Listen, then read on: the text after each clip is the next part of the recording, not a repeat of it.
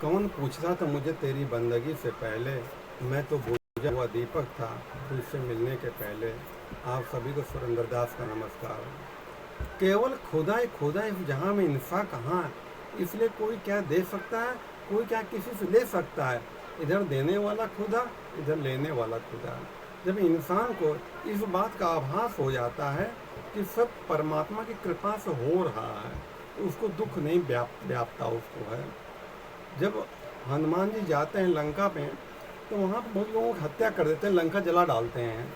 और जब लौट के आते हैं तो राम उनसे कहते हैं, सुनी कपि तो समान उपकारी, नहीं कोई सुर नर मुन तुम धारी। जो तुमने उपकार किया किसी ने नहीं किया। हनुमान जी त्राहिमाम त्राहिमाम करते हैं, कहते नहीं प्रभु, सोई सब प्रताप रघुराई, नाथ न कुछ मोर प्रभुताई।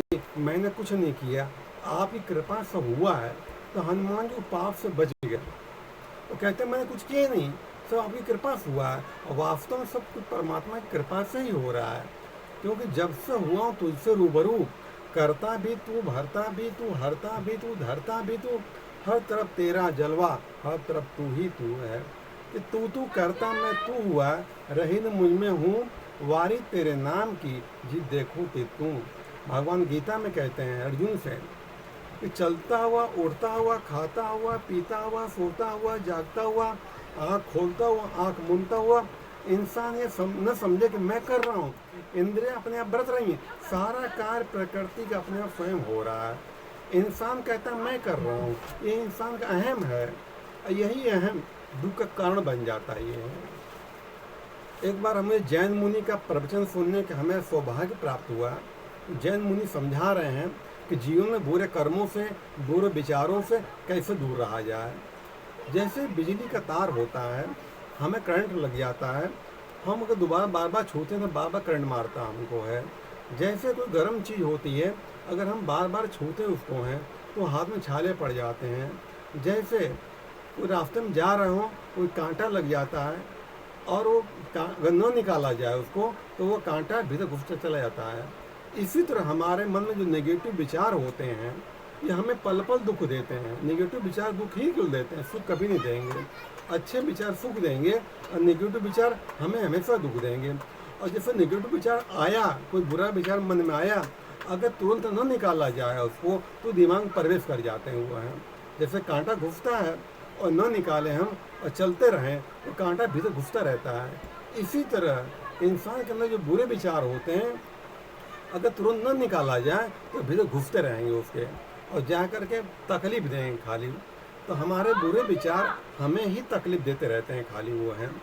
और वो हम लोग क्योंकि हम लोग उसका पोषण करते हैं, सोच सोच करके उसका पोषण करते हैं, उसका वो एक विकराल रूप धारण कर लेते हैं। जरा सी बात के बतंगड़ लोग बना डालते हैं। बर्दाश्त करने की क्षमता इंसान के अंदर खो रही है।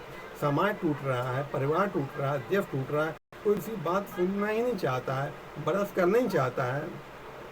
बुरे विचार, बुरे कर्म बलवान कब होते हैं, क्योंकि हम उनका पोषण करने लगते हैं।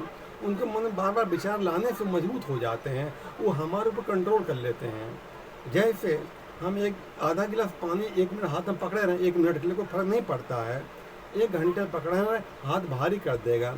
दिन रात पकड़े रहें तो हाथ पैरालाइज हो जाता है। पानी उतना ही था, सिर्फ पकड़े पकड़े ने भारी कर दिया। इसी तरह मन में कोई नेगेटिव विचार आया, हम सोच सोच के उसको हम विकराल रूप धारण कर लेते हैं।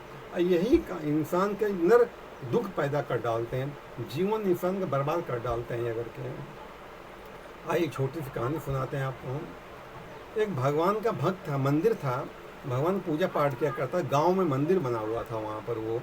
तो गांव में बाढ़ आती है, तो बहुत लोग पंडित जी के पास आते हैं, कहने चलिए महाराज बाढ़ आ रही है, आप डूब जाएंगे। तो वो कहते मुझे भगवान भरोसा है, मुझे वो बचाएगा मुझे वो। बहुत लोग कह के चले जाते हैं, पानी भरने लगता है वहाँ पर।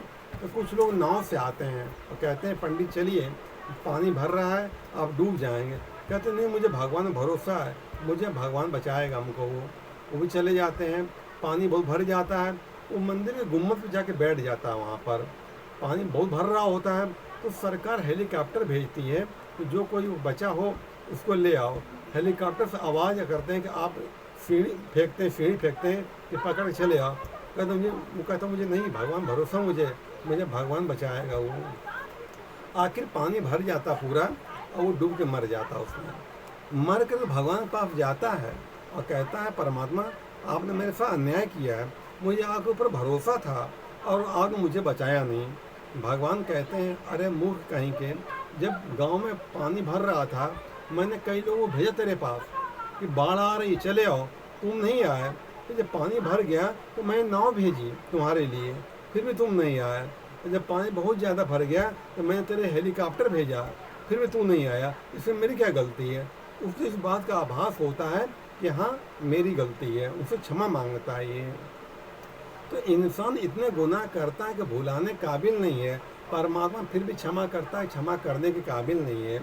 इंसान को दूसरा चेहरा दिखाई पड़ता है, अपना चेहरा दिखाई पड़ता है, दूसरे गलती दिखाई पड़ती है, अपनी गलती दिखाई नहीं पड़ती है। हमेशा दूसरों को दूसरा ऊपर देता है इंसान। हकीकत तो ये है इस संसार में सुख दुख किसी कोई दे नहीं रहा, अपने कर्मों के भोग हैं। इसलिए कभी दूसरे कभी दोष नहीं देना चाहिए।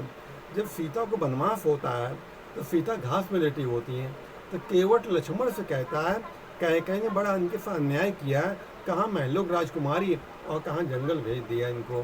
तो लक्ष्मण केवट से कहते हैं काऊ न काऊ सुख दुख कर दाता, निज कर्म भोग सब राता।